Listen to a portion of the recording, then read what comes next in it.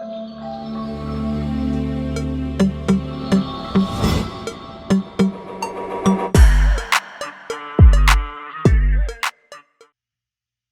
everybody, it's Baileywiki, and today we're going to make a scene together.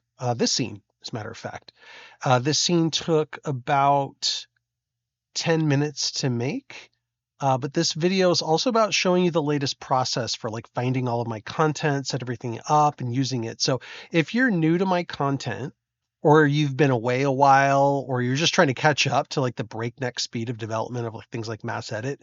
It's the module I acquired a couple months ago, and like how it's just transforming how easy and fast it is to do this kind of thing, then this is the video for you. So it's June 3rd of 2024, and we're still on Foundry V11 with this scene and with this tutorial. If you're new to Foundry and you're trying to use my stuff and really any modules, which is kind of what makes Foundry famous, and I recommend right now that you just downgrade to version 11. Like, do it right now if you want to use this stuff. And then stay on that version for the next month or so, maybe until like July 3rd, right? This will give all the modules enough time to catch up to Foundry V11, and then that will let you be able to play with everything with all the bells and whistles and all the fun stuff that you guys see. If you're already on V12 and you don't want to downgrade, then consider this just like a tutorial for what you're going to do in the future. Because a lot of the stuff that you see me doing, like navigating up and down multi-level rooms and effects that we've got going on here, these are things that are available through modules. So you are not going to be able to create the scene that I'm about to show you today without some of those modules working. And because V12 is just too new, they all need some time to catch up. And if you're curious, if it's after July 3rd, then you're probably safe to do V12 if you're watching this after July 3rd. But otherwise, feel free to come to my Discord and ask, hey, are things ready for Foundry V12? Is it time for me to upgrade yet? And we'll give you some advice there as well. So with that, let's jump in and figure out how we can make this ourselves. Okay, so let's start with all of the modules that we have to install. First, you want to install all the Baileywiki modules that you have access to. You can do this from the Foundry module screen, but you should end up getting the following modules at a minimum in your world. You're going to need Baileywiki Maps Premium, Towns, Baileywiki Mass Edit, all of the districts, and then Baileywiki Nuts and Bolts. That'll give you all the 2D content that we're going to play with today. You just need to be on the Foundry basic tier to be able to get all that content. So let's walk through what these things do. First of all, Mass Edit gives you a bunch of different things that you can do, including some really great utilities for just manipulating entities on your scene. I've done other tutorials on that. But the main thing we care about with Mass Edit today is that it gives you all of the assets, all the prefabs, presets. You'll see here in a second, tiles, even sounds that we have access to, not only in the Baileywiki library, but across our entire module library and anywhere else that we've got content sitting. It's going to give us the ability to index that content, look at thumbnails, things like that, and then drag it onto a scene. We also want Token Attacher. This is going to power our token-based prefabs. I'll show you some examples of that in a second, but these are going to be more complicated prefabs like buildings or ships, things with walls and tiles and sounds and other stuff. It can be as complicated as you want, but those kinds of things we call prefabs, and we call them token-based. That's why we attach everything to a token or a control token. You also want token magic effects. This is going to create the ability to have visual effects, also to have overlays. So like a graphic on top of another tile. I'll show you what I mean. It lets you recolor tiles. You can create sprites. You can basically manipulate images and other things. It powers a lot of things, and you'll see it called TMFX, which I'll show you examples of. We use that as shorthand for token magic effects.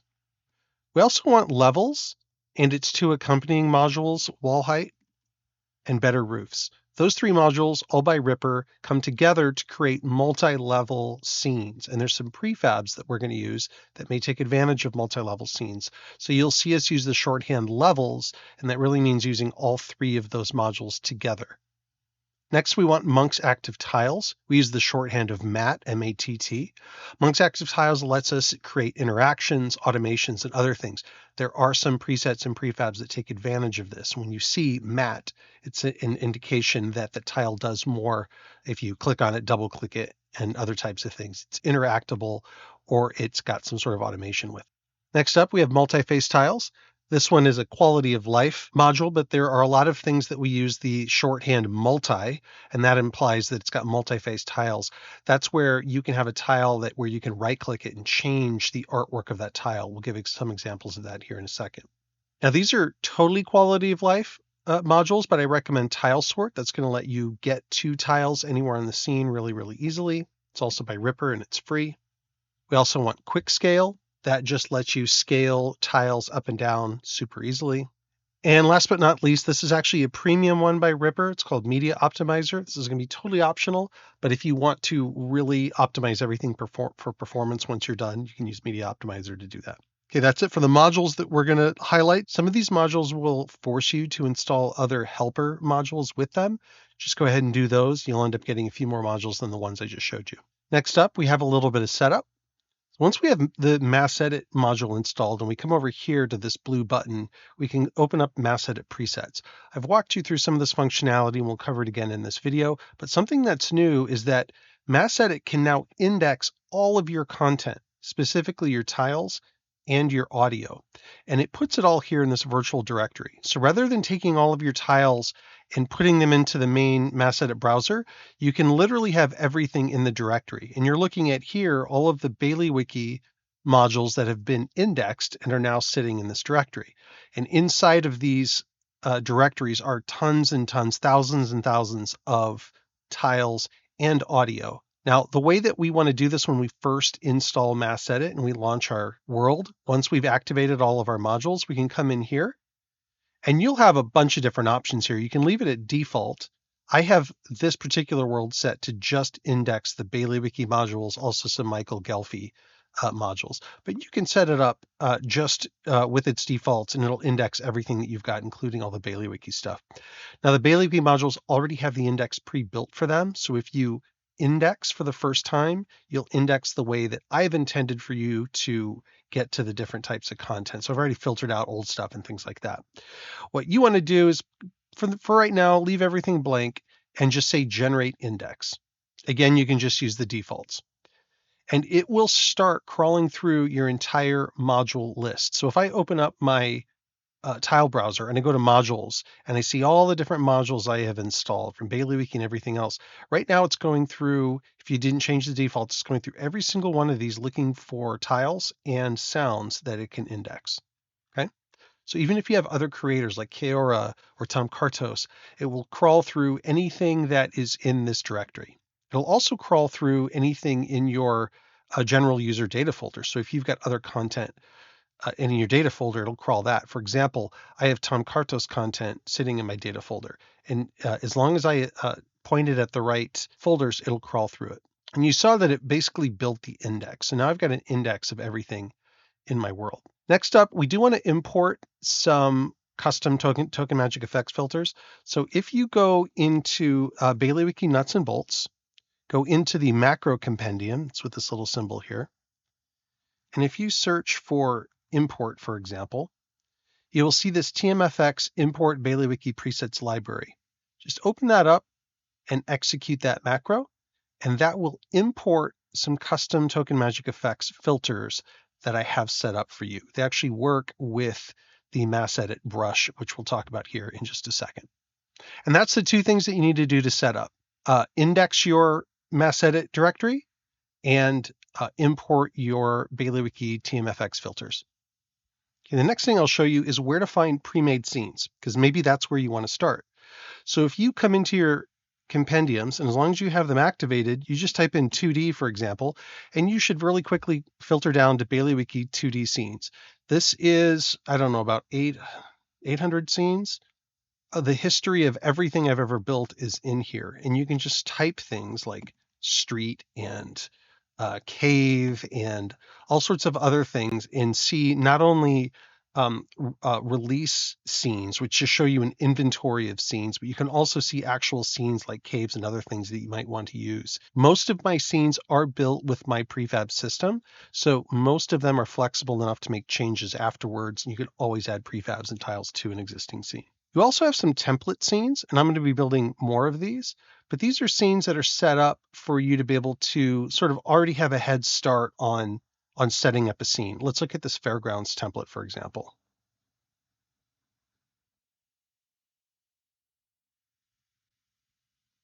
Here we have a fairgrounds, and we can drag and drop things into our fairgrounds here. If I go to my token filter at the top and I look for something like tent, and I find one of these tents here, I can just simply double click it, drag it onto the scene, move it around with Shift or Control. I can size it up and down with Alt, and I can just place it into the scene. Now I have a fully functioning tent that my players can walk into. For today, we're going to create a new scene. Let's call it Village Canals 05. And we'll just leave it at the default dimensions.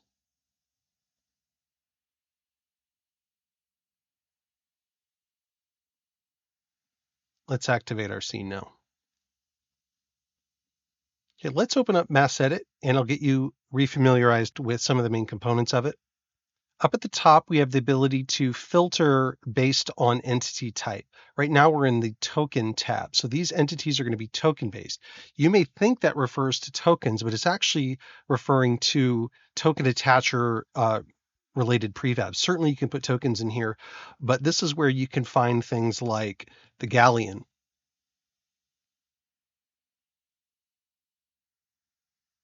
We can drag our galleon onto a scene. And this galleon has all of the walls and lights. It's actually got multiple levels. Your players can go in and explore it. And it's a very complicated prefab. It's even got sounds of the ocean associated with it. You can put measure templates in here. We're going to spend a lot of time in here. This is the tile tab. This is where you've got not only tiles and special tiles that I've created, but you've also got your virtual directory of tiles where you can search through everything instantly. So if I looked for furniture table, I would instantly get all kinds of assets that match those search criteria. If I expand this out, I can look at the thumbnails, and I can just simply drag these onto a scene. I can double click it, and then once I double click it, I can manipulate it, change it around with Shift, Control, Alt button, that kind of thing. I can press center mouse wheel, and it'll get me back to the list. I can also grab multiple things and make a brush out of them, which we'll cover here in just a second. You'll notice that I can have presets for other things like drawings, sounds, lights, right? I've got presets for water animation, which we'll use today. If you've used sounds, you can see it's also got its own virtual directory here. I've got all of my stuff indexed, and I've got all of Michael Gelfi's stuff indexed as well. So if I want, for example, some forest sounds, I can see some Michael Gelfi sounds that I have in my library. I can also see some Michael Gelfi ambiances in his library as well. And it's as easy as either right-clicking, and I can copy the source to the clipboard, which basically just took the path to that sound to put on my clipboard, or I can actually drag it onto the scene and it'll make a beacon out of it. If I double click it, I can actually expand using the Alt key, and I can make it something that stretches the entirety of the scene as well. If I do things like turning off volume using constraining by walls, maybe turn the volume down a little bit. Now I've created an ambient sound that when I drop in a player,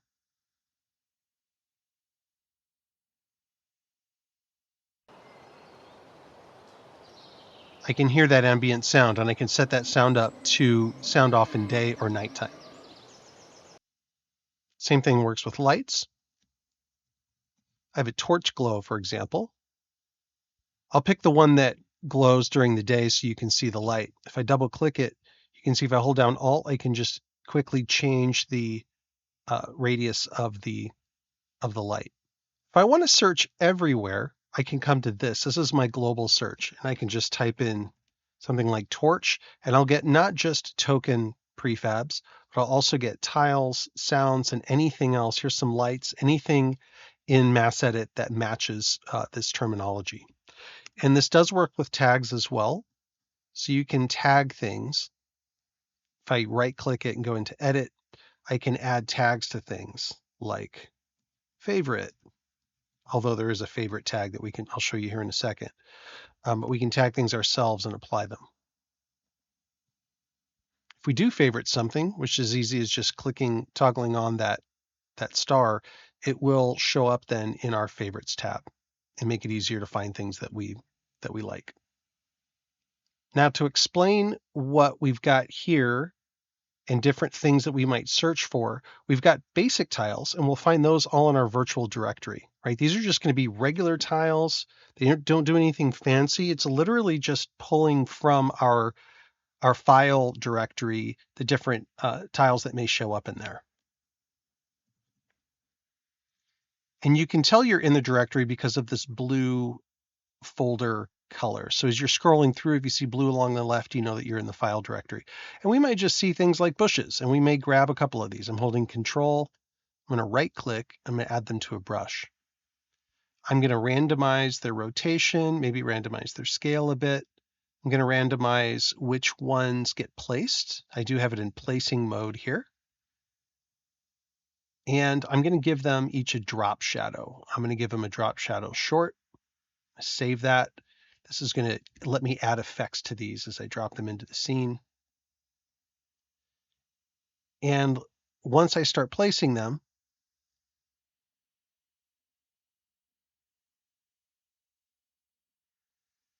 you can see it's randomizing their rotation and placement, and it's adding just a subtle little drop shadow under them.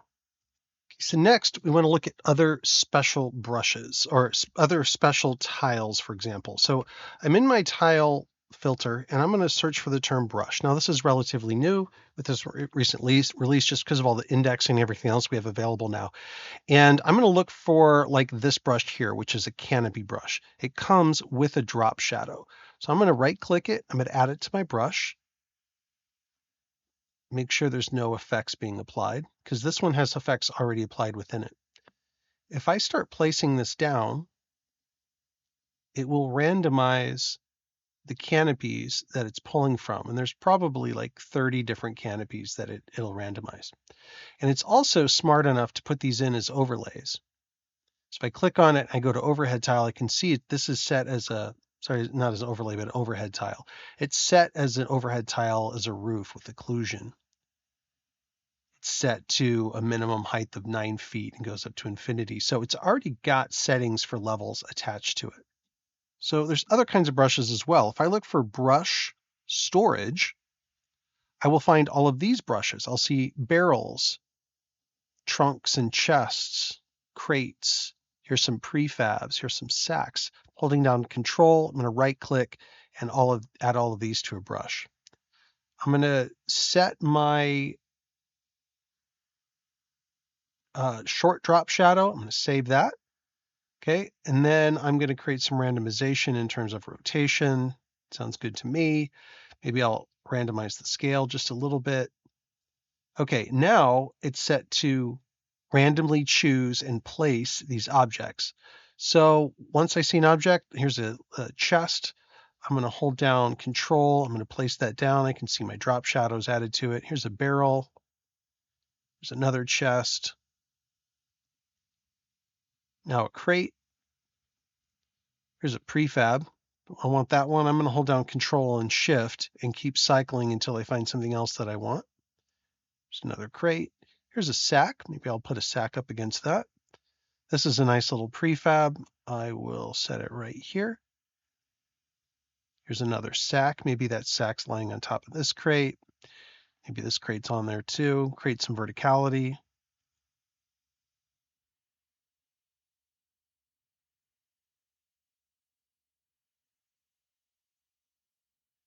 That's how you use these brushes to quickly create clutter and things like that inside of your scenes. And if I want to remove one of these, I can just right click. Maybe I don't want any sacks.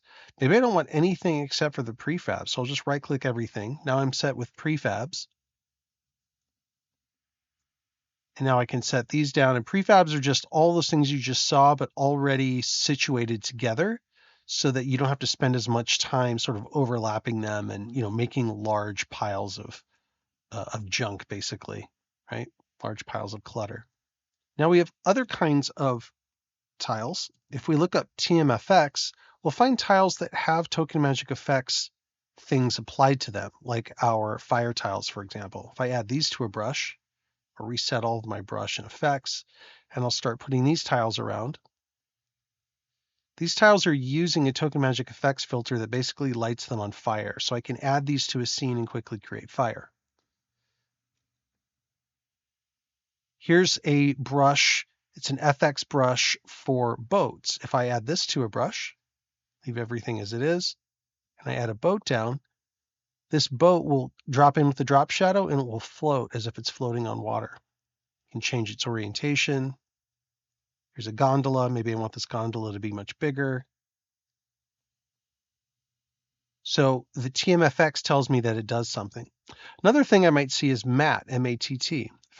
If I see it has Monk's Active Tiles and I drop it in, I can click into it, go to triggers. That's where Monk's Active Tiles puts all of its data. And I can see if I double click this thing, something happens. So to make that work, I go to my token controls. So you have to be on that layer. And then if I click it or double click it like it told me to, it opens up this dialog. This, for example, lets me put tokens on it.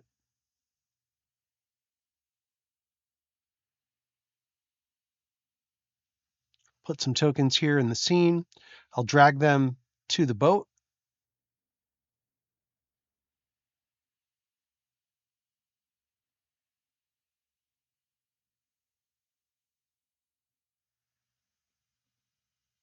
And then if I move this boat around, the tokens move with it. To get those tokens off the boat, as the GM, I can double click it, say disembark all tokens, yes, and that will let the tokens then leave the boat. We also have a concept of a blank brush. I've created this empty or blank brush for token magic effects. Let's drop in, or here, let's use this. So if we add that to a brush, this is where we don't want to spawn anything. We just want to apply effects. So let's just use our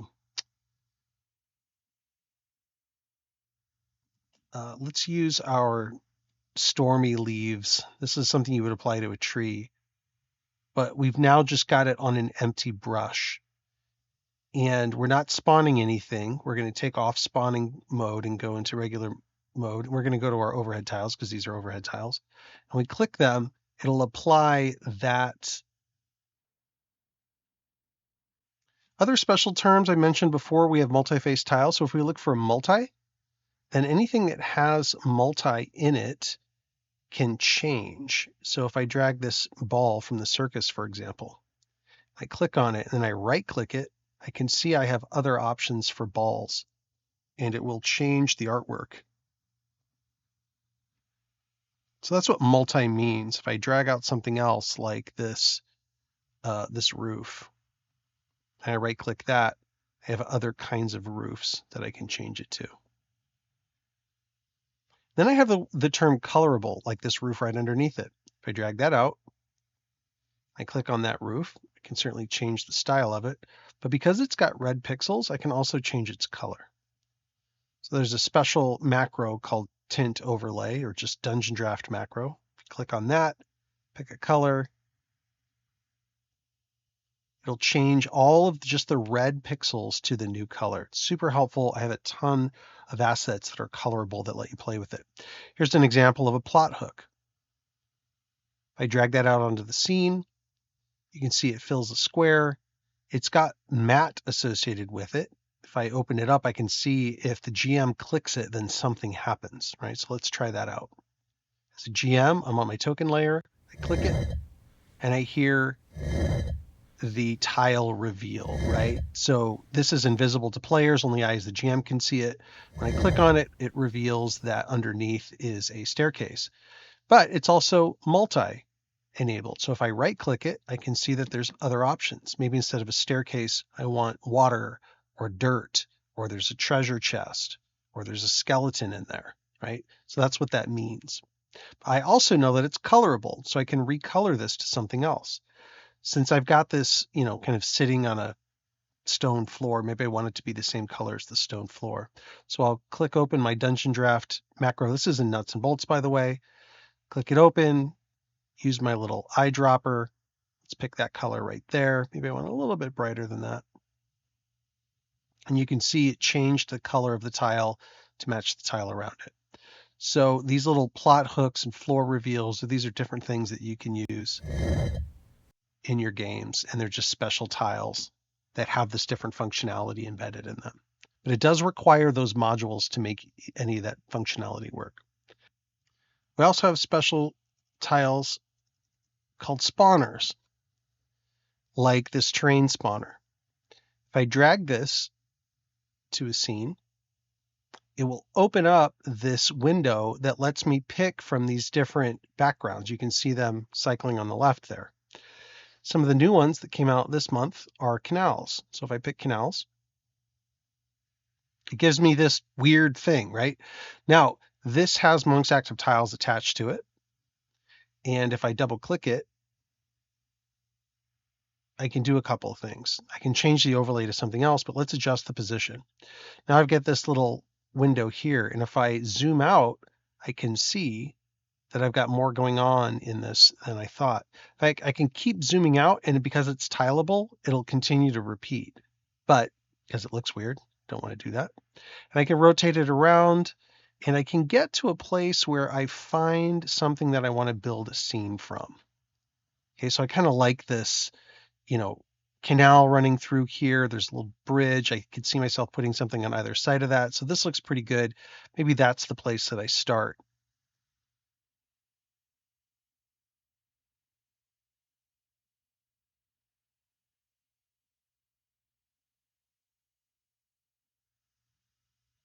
And let's try that. That looks good. Let's build a scene from that. And finally, we do have levels. This is really kind of any building. Let me just show you. Let's drop into Tudor Home. This is relatively new. This came out with their last release. And let's see. Let's grab this haunted ale house. Double click it.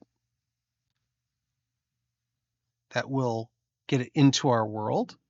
Then we can decide where do we want to have it situated. Let's put our haunted ale house, kind of put it right in the middle. Actually, let's put it out here. Maybe we want something happening in this little square.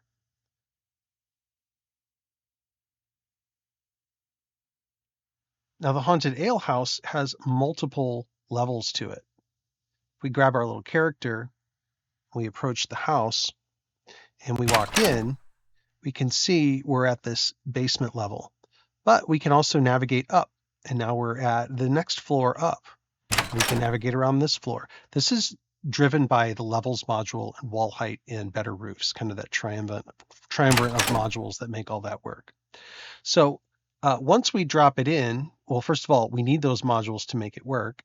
Then once we drop it in, we can go here to our levels tab, click it, and we get this window right here, which doesn't tell us much. We do see that there is an issue that if we click it, it'll rectify that issue.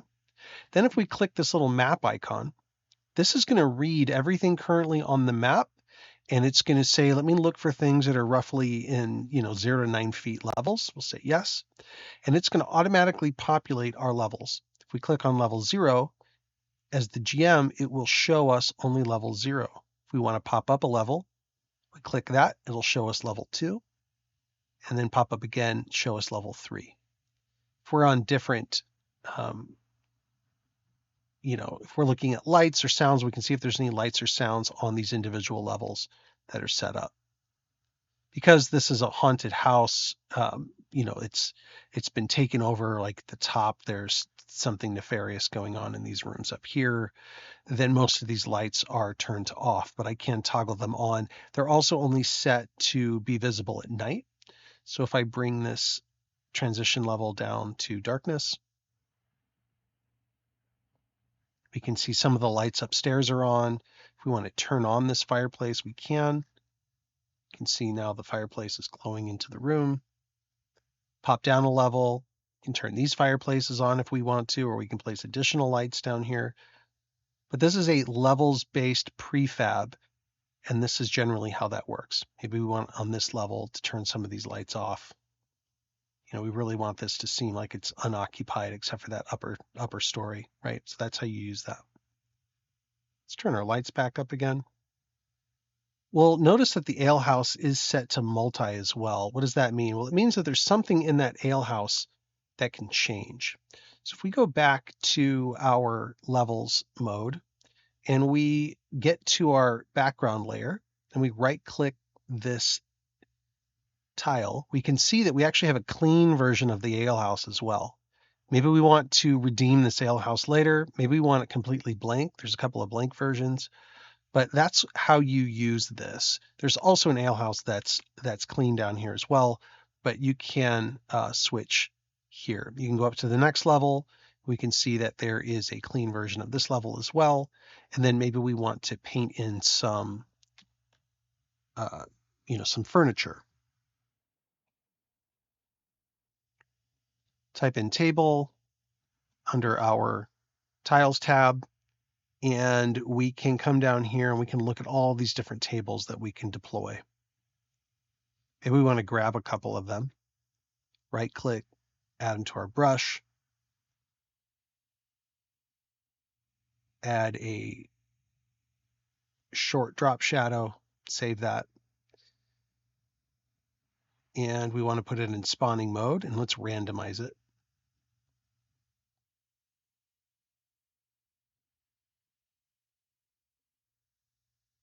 This is a little bug that we're going to work out, but you can't see it spawning over the levels here. But over on the side, we can see, okay, this is a table. Maybe I want to put that table in somewhere. Let's put it in like right there. I can move this stuff around later. There's another table. Spawn that in down here. There we go. So we're adding furniture to this level. Here I'm going to use quick scale. I'm just going to hit the bracket key, left and right key. That makes it go up and down really quickly. And let's just put this table over here. Put that one there.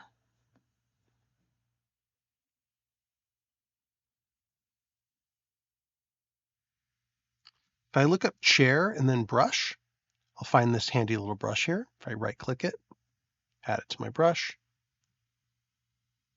Got my drop shadow ready to add to it. We'll add some chairs to this scene. Just randomly selecting different chairs. Okay. And then we'll just position these where we like.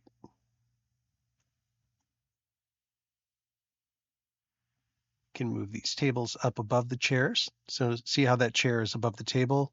We'll move it around how we like.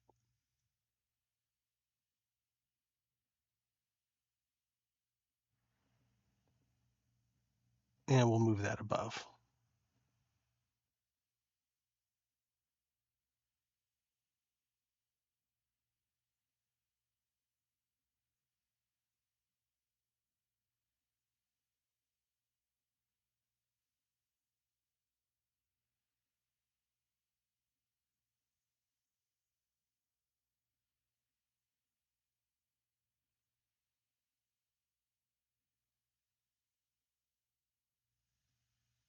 Now we've essentially decorated our bottom floor.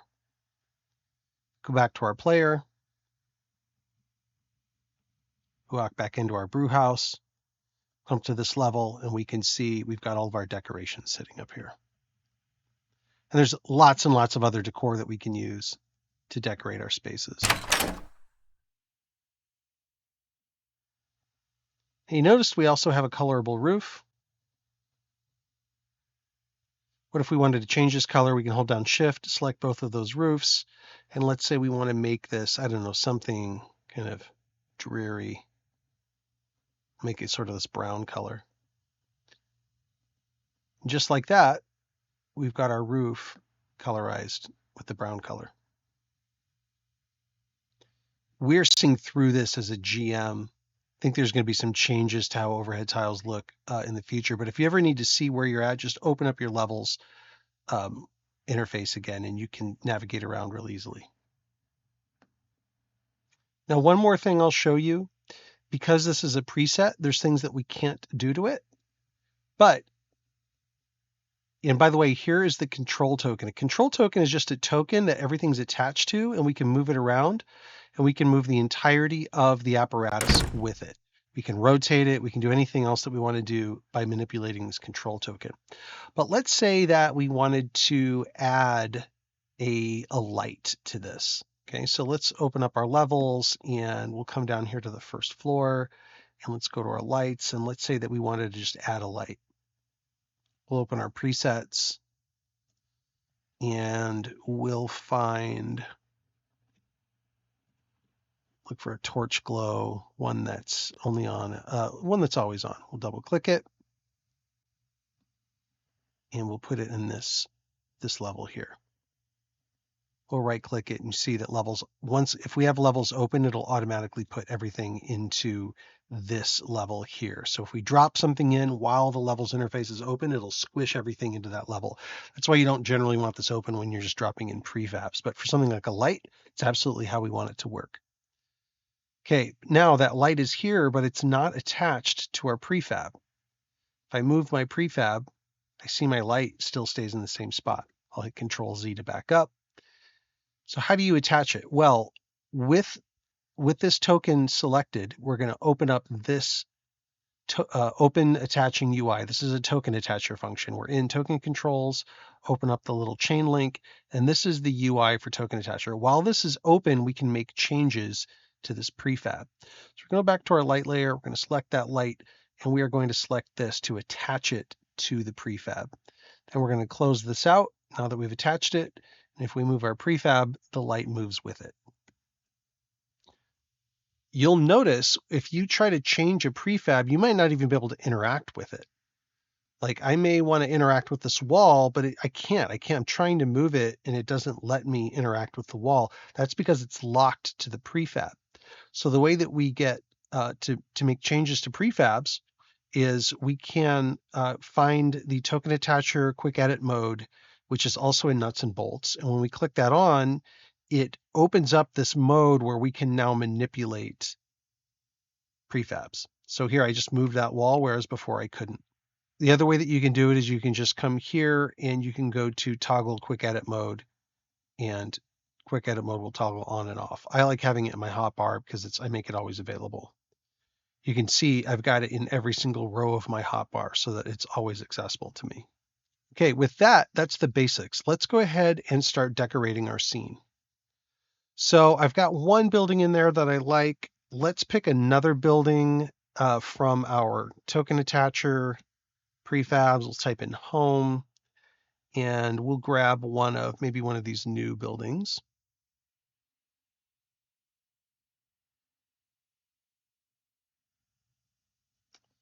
And this is a new home. We'll set it like right here. Okay. Now that's the only two buildings that I want to be able to enter in this entire scene.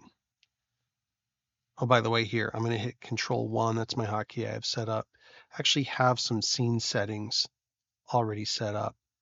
I'm just going to make it so that my player has full vision in the daytime. And I also like using a black background. All right, so my player now is standing outside this building. Oops, my player is also 20 feet off the ground. All right, now we can go inside of our building. And this works good. Testing it out. All right, this looks good. The building is enterable. It's working as intended. Maybe I want this whole roof to occlude at once. I'm going to turn on quick edit mode. Shift E, that's going to open up this here. We'll give them both the same occlusion ID and link source. Now, both roofs disappear when only one roof disappears. Make sense? We'll do the same thing for these.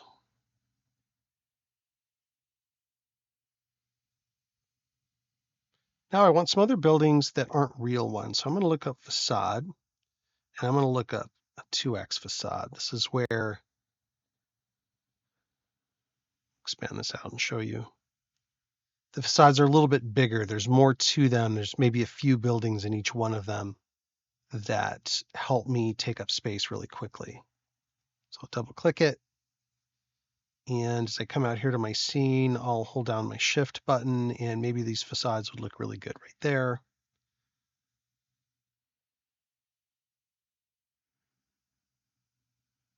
That I'm gonna hold down shift to let me place it exactly where I want it. Place one there. And I'm gonna leave this open relatively. Maybe I'll place one more group of facades in here. And I can place these at weird angles because I don't have to actually enter them as a player, right? So you can see what's happening here is I've already got a pretty compelling scene already set up. Okay, now I want to just do a little bit of an effect here. I'm going to add some walls around this canal.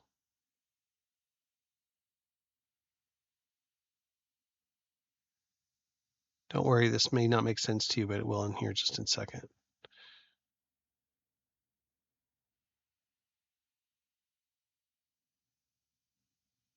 Okay, and I'm going to hold Alt and then I'm going to press Shift E. That's going to open up my mass edit window, and I'm going to change everything to none except for the light restriction. I want that to stay that way. Everything else I'm going to leave like this. In fact, we'll do this from 0 to 9, just so it's the same height as everything else. I'm going to use my clone tool, which is just going to take those settings and apply it to the next wall that I place, and I'm just holding down Control while I place some of these walls.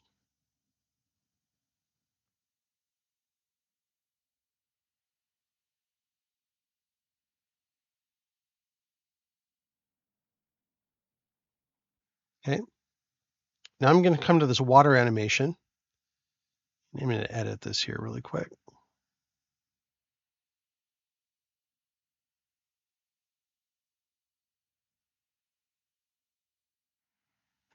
We'll go from 0 to 9.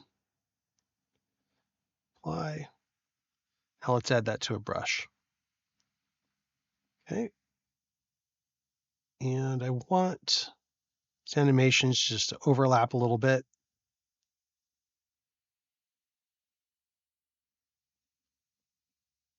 And what we end up with is this really nice effect that just kind of gives the water some subtle animation. And, our players can go through these walls, no problem, but the light is blocked by the walls.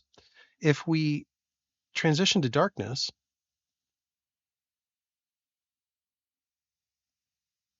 we can see a few things. One, our vision suddenly is reduced, but we can also see the same kind of watery animated effect. We see some of these lights occluding from some of these facade buildings that we just put in. We can see some light coming from this building that we can actually enter. We see a door there, so we know we can enter it. And as we approach, we've got a nice flickering fire in the interior of this home.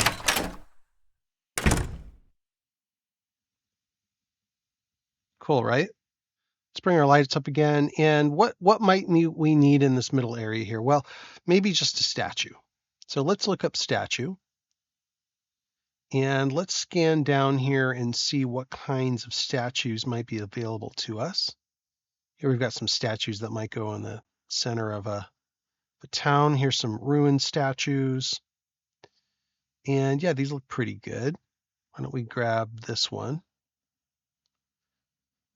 And we'll rotate it. Maybe we'll make it bigger in size. And we'll drop our statue in there.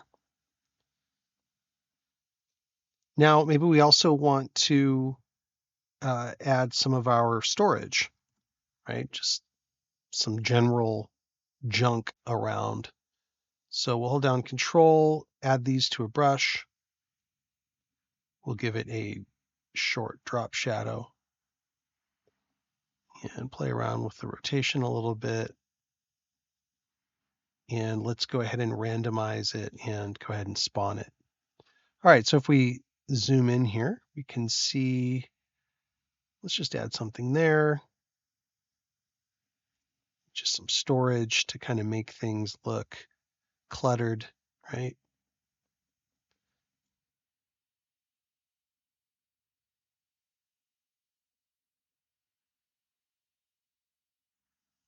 And let's keep cycling through till we find something else we like. In fact, let's just do our prefabs. Make it nice and fast. Right click these that we want to get rid of. All right, prefabs are good to go.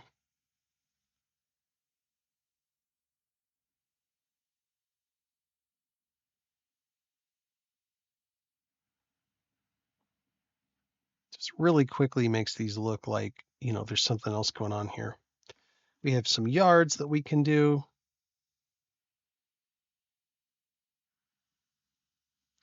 Let's just grab one of these. And maybe there's some kind of yard around this brew house. We want that yard to go to the back, so we're going to right click it and the background with it and send it all to the back. There you go. Just adding detail in really fast ways.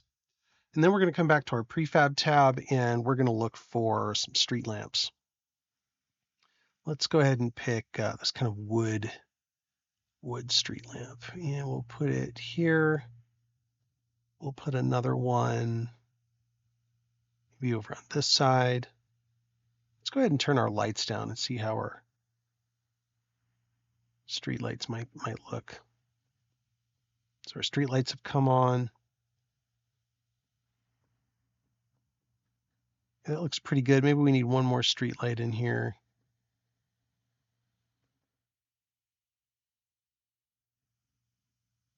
Something like that.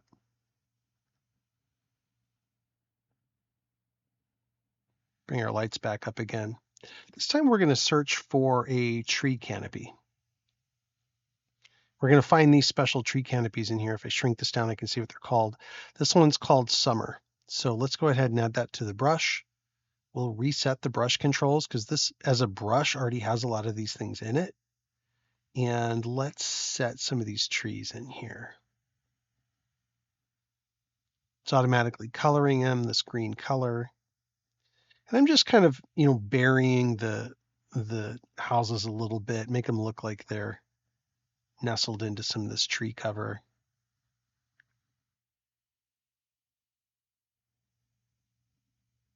Right? Makes sense?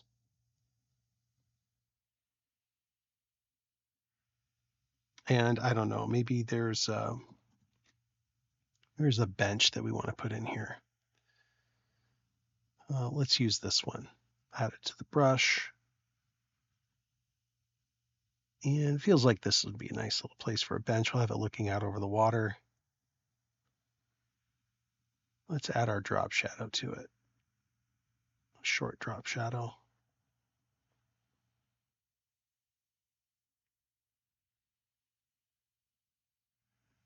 This is a really basic bench. We'll put a really basic bench over here.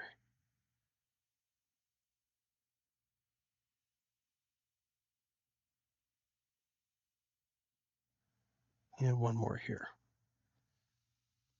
That's how you pull this stuff together. We'll come back to our prefabs and search for a wagon. And let's pick like a crazy wagon. Let's pick this artificer wagon. A little bit big, so we'll hold down Alt, we'll shrink it down a little bit. Maybe that's what this home is. Maybe this home is a traveling artificer, and this is his workshop, if you will.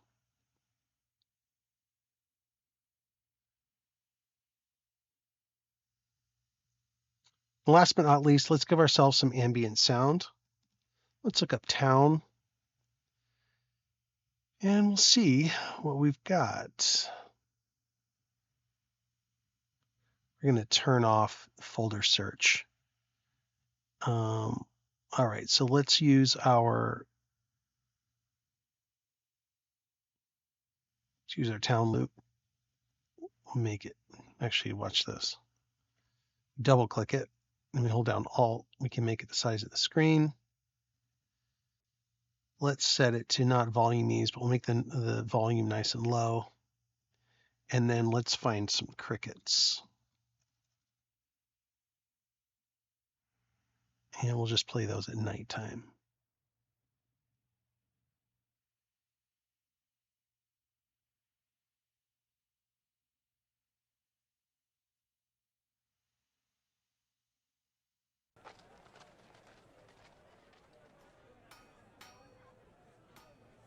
And there's a macro here.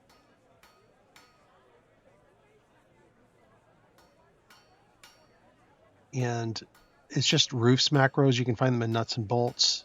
It just colorizes them. Let's make all of our roofs this sort of royal blue color. See, all the roofs just changed. Okay, and that gives us a pretty solid scene in virtually no time at all, with lots of things that we can explore. And sound effects are working, and lights and overhead tiles and everything else. Let's take a look at night.